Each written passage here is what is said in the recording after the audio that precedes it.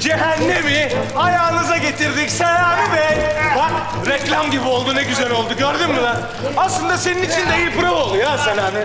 Bütün o deniz kumundan yaptığın evler boşa mı gidecekti lan köpek? İnan yapma! Yapma İnan! Yalvarırım yapma! Ne istersen veririm. Servetimi üstüne yaparım. İstersen çeker giderim buradan. Yapma İnan! Selami, sen bizi dün dövdürürken başka bir türkü okuyordun oğlum. Asarım, yakarım, ederim ulan. He? Ne oldu lan şimdi? Korktun mu lan? Şş, konuşsana onunla. İkna etsene.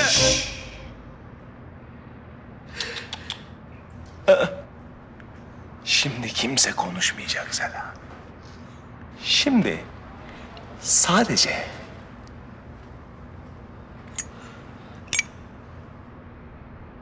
Ataş konuşacak.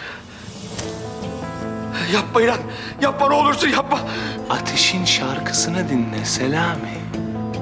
Yapma İnan. Yalnız çocuğun ağzı çok güzel laf yapıyor.